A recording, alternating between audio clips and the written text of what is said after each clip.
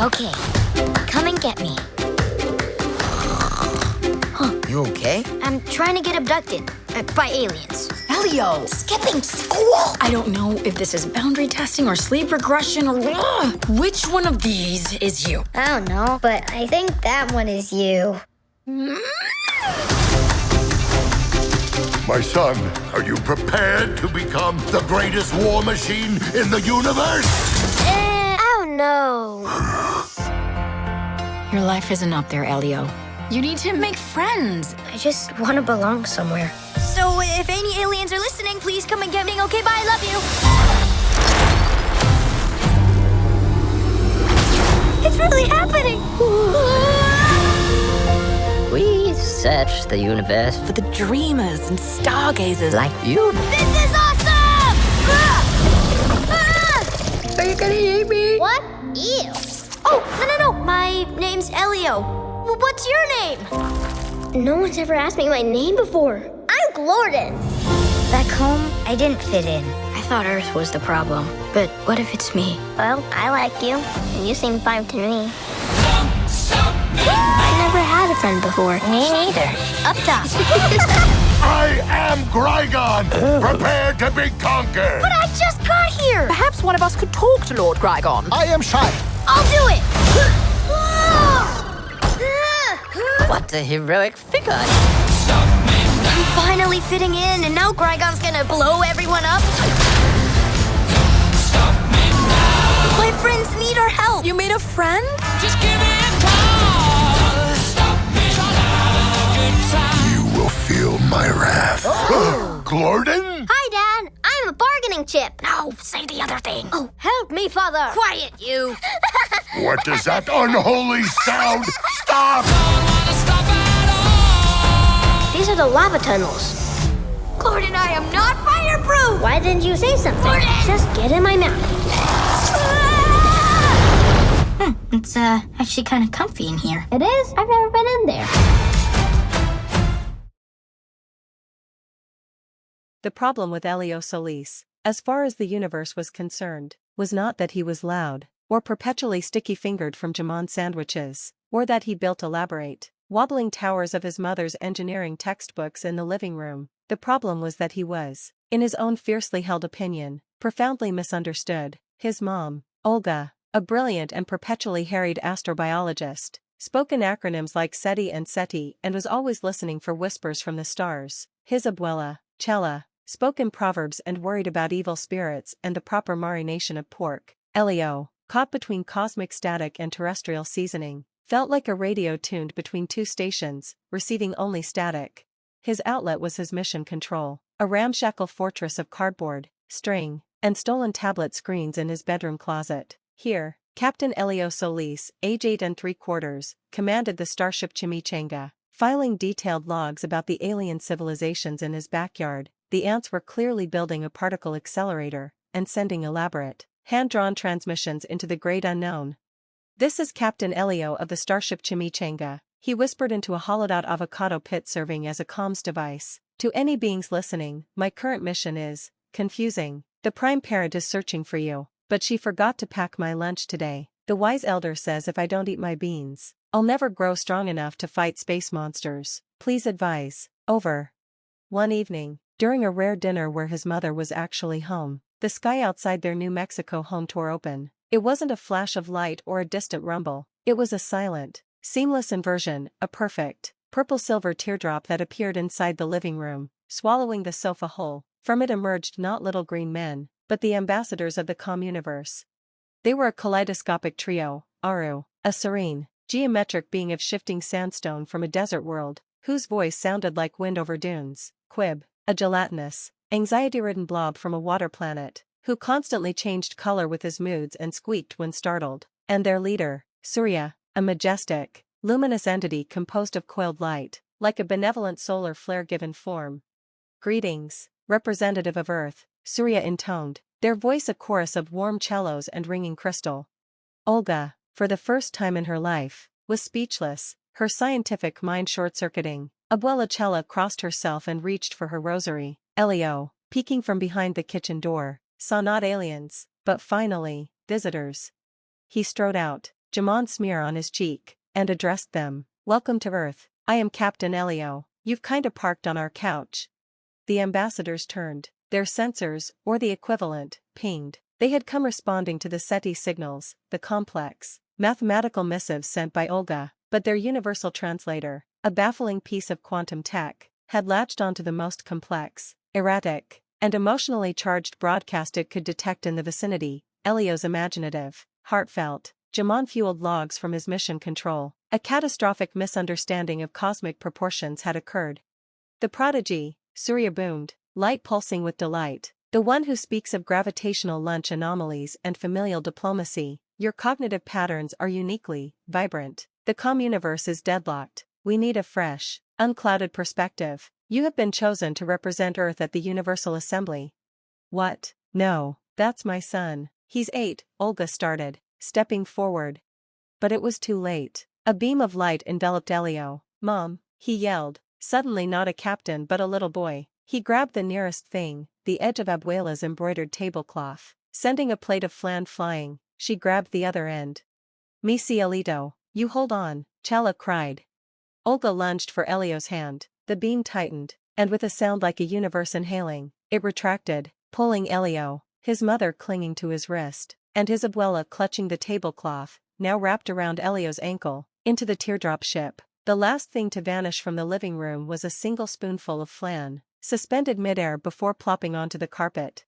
The ship, the astral reverie, was a place of impossible beauty, rooms that shifted to match thought, corridors of solidified music, and a viewport that showed the galaxy not as distant stars, but as a swirling, interconnected river of light. Elio's initial terror was quickly swallowed by wonder. Whoa! Olga was in full scientist mode, scanning everything, muttering about non-Euclidean geometry. Abuela Chala, still clutching her end of the now-stretched tablecloth, was busy warding off Malda Ojo with fierce looks at the nervous quib. "Your light is too bright. You'll scare the boy," she scolded Surya, who dimmed, bewildered. The ambassadors explained the crisis. The communiverse, a vast alliance of civilizations, was voting on a fundamental law, the Revelation Directive, to openly make contact with all pre-member worlds, like Earth, or to enact the Silence Protocol, withdrawing into permanent isolation, leaving younger species to their own, often self-destructive, devices. The vote was tied. Earth's representative would be the deciding vote. "But, why me?" Elio asked, his bravado gone. Aru's sandstone facets shifted. "You communicate in paradox and feeling. You see connections where we see data. Our logic has failed. We need imagination." Their first stop was the Gathering Grove, a neutral space for diplomacy. It was a forest of towering, bioluminescent fungi where delegates floated, telepathically debating. Elio, clutching his tablecloth security blanket, was overwhelmed. The delegate's thoughts buzzed in his head like a beehive: cold logic, ancient grudges, profound loneliness. He tried to be diplomatic. He saw two delegates, a crystalline entity from an ice world and a magma being from a volcanic planet, arguing fiercely. Remembering Abuela's trick when neighbors fought over a fence line, Elio unwrapped the leftover flan from the tablecloth. It had somehow survived the journey. "Here," he said, offering a glob to each on a piece of cardboard from his pocket. "My abuela says sweet things help bitter words." The beings, confused, absorbed the offerings. A wave of caramel vanilla contentment emanated from them. Their argument sputtered out. For a moment, there was peace. Elio beamed. He'd done it.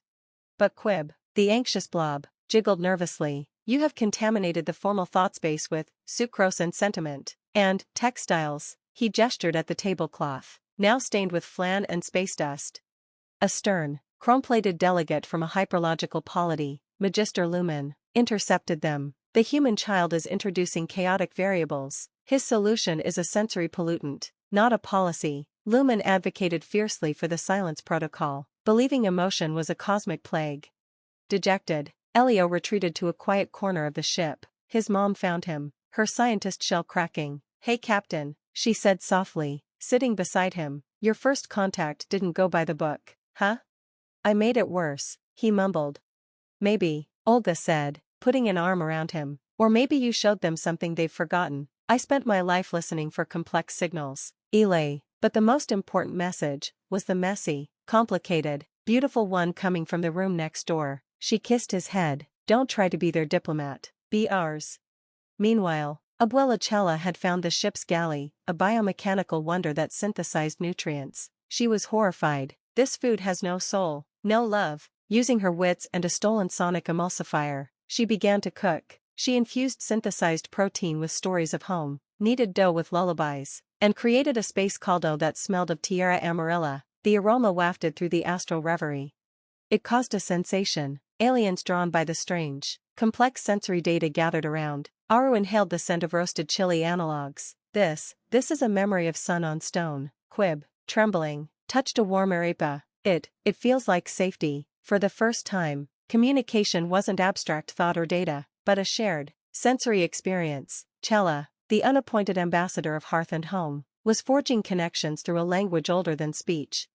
Emboldened, Elio asked Surya to show him not the arguments, but the voters. They visited a fragment of the melancholy ocean of whispers, where Quib's people floated in permanent, peaceful telepathic union. Terrified of the noisy, divisive universe, they walked on Aru's desert world, where communication was slow, patient, and etched in stone over millennia. Elio began to understand. The silence protocol wasn't malice, it was fear, or loneliness, or a desire for peace. The day of the assembly arrived. It was held in the cosmic amphitheater, a ring of asteroids orbiting a nebula. Millions of delegates, in forms beyond comprehension, gathered. Elio, tiny in his rumpled shirt and with his tablecloth tied like a cape, stood at the podium. Olga and Chela stood behind him, a united front. Magister Lumen spoke first, a symphony of cold, perfect logic.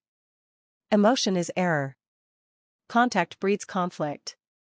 We must preserve purity through silence. Let the young races scream themselves into oblivion alone. Then, it was Earth's turn. Elio's voice, amplified by cosmic tech, was a small, clear chime in the vastness. He didn't use fancy words. He held up his stained tablecloth. "This is my map," he said. "This stain is from my abuela's flan, when we got grabbed. This smudge is jamon from my last sandwich on Earth. This thread came loose when Quib got scared and hiccuped." He pointed to the diverse crowd. "You're all like this cloth. Different colors, different threads, some shiny, some rough. And you're all, kinda tangled. And a little stained." He took a deep breath. "You're scared of the mess. I get it. I'm messy. My mom gets so busy listening for big, important messages she forgets my lunch. My abuela thinks my mom's science is just newfangled magic. We don't always understand each other. Sometimes we yell." He looked at Olga, then Chela. "But my mom's search taught me to dream big. My abuela's stories taught me where I come from. The mess is where it all mixes together. That's where the good stuff is. Like chocolate caliente." He gestured to Surya, who, on a prearranged signal, distributed tiny cups of Abuela Chela's space hot chocolate to the entire assembly. A ripple went through the cosmos. Beings of light sipped. Rocks absorbed. Blobs shimmered. A wave of feeling, not a thought, but a feeling, of warmth, comfort, and bittersweet memory swept through the amphitheater. The silence protocol is like going to your room and closing the door forever because you're afraid you might say the wrong thing, Elio continued, his voice gaining strength. But then you miss out on someone bringing you a stupid, sticky sandwich, or telling you a story, or helping you build a spaceship out of a closet. He looked out at the infinite assembly. We might be messy. We might be loud. We might get it wrong. But please, don't close the door. Leave it open a crack. Just in case we want to say hi. Just in case we have a sandwich to share." He stepped back. A profound silence followed, deeper than the vacuum of space. It was the silence of contemplation, felt across a million worlds. Then, a vote, not through buttons or telepathy, but through resonance. One by one, beings began to glow, or hum, or chime, a cascade of affirmative light. The ocean of whispers shimmered in a gentle, unanimous wave. Aru's people sent a slow, deep pulse of agreement through the stone beneath them. Even Quib, after a moment of frantic color shifting, settled into a steady, brave gold. The revelation directive passed. The return home was different. The understanding of the mistake was cleared up, but it no longer felt like one. The communiverse had gotten exactly what it needed. As the purple teardrop deposited them back in their living room, the couch was perfectly fine. Surya bowed to Elio. You have not just represented your world, prodigy. You have reminded all worlds of the language that existed before logic. The language of home. Life in the Solis household didn't become perfectly simple. Olga still forgot things, but now she built a miniature, working mission control console next to her SETI terminal. Abuela Chela still told stories of spirits, but now included those nice light beings and the nervous gelatina in her prayers. And Elio? He still filed captain's logs. But now, they were co-signed by his first officer, Mom, and chief morale officer, Abuela. His transmissions were no longer just imaginative shouts into the void. They were invitations. And one day, a small, wobbly, gelatinous spacecraft, no bigger than a soccer ball, descended into their backyard. From it emerged a dozen miniature quibettes, bearing a shimmering, musical note that played the universal melody for "Thank You for the Hot Chocolate." "Can we play?" Elio, grinning, grabbed his tablecloth cape and a bag of marshmallows. "Mission control to crew," he said. "We have visitors. And they look like they could use a snack." He ran outside, into the warm New Mexico sun, not as a boy mistaken for an ambassador, but as a bridge, a wonderfully, perfectly messy bridge, between a closet full of dreams and a universe that had finally remembered how to listen.